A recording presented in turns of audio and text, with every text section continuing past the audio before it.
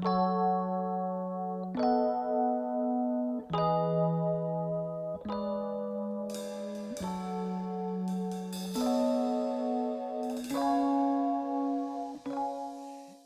am Victor Hawkins Sulphur, and I go by the artist name Hawkins. I am of Maori, Samoan, Tongan, African and European descent. I definitely have predominantly identified with being Maori most of my life, and that's a lot because my Moana native side, my Tongan and Samoan side, I never had the opportunity within my family to experience it firsthand.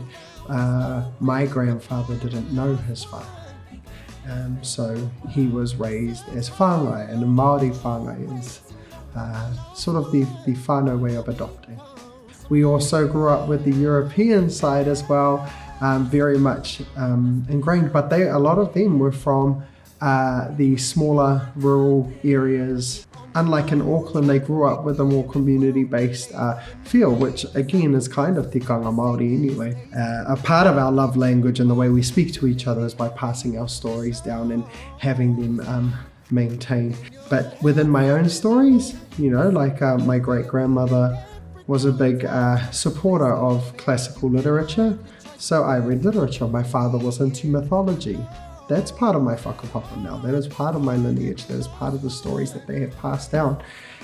And my music tends to be influenced by a lot of those things. What made me fall in love with music were sounds that had some sort of emotional capacity or an emotional value when I listened to them. Like it could have been the crash cymbals sounded like waves hitting rocks or something like that, and I always took the prosody, the emotion behind the music or the words.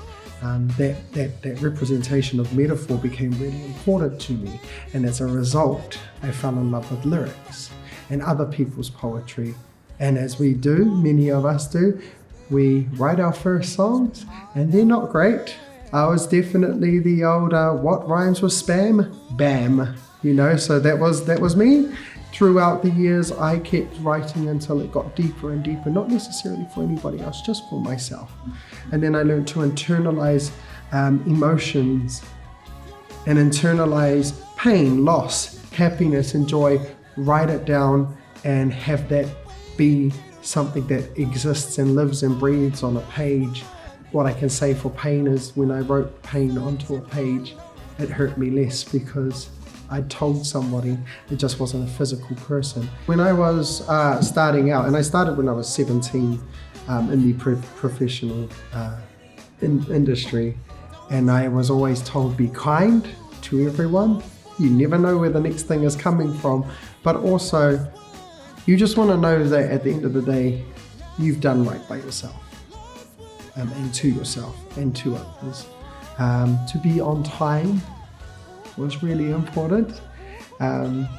Actually, Matt Bizzle the other day said, if you're early, you're on time. If you're on time, you're late. And if you're late, you're fired. And that has changed somewhat.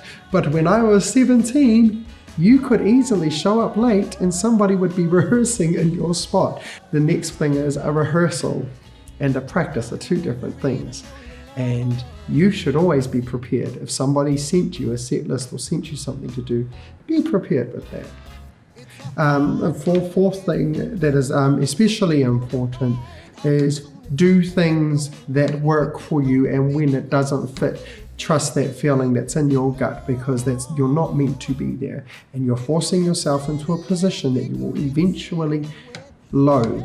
I got something kind of, I guess, loosely termed post-album blues, and it was this thing of I'd created and put so much effort and work into creating this thing, and when it came time to release it, I wasn't ready to let it go. Physically, I was manifesting this readiness to let it go.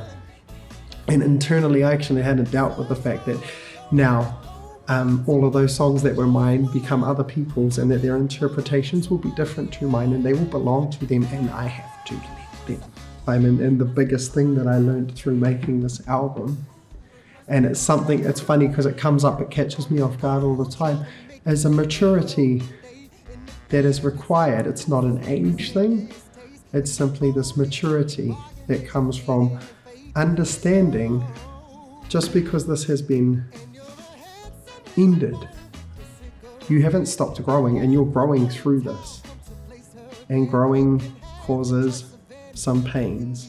And because of those growing pains, you have to accept that that's a part of what you're about to do. But you won't be like that forever. Yes, that was my biggest learning curve making this album.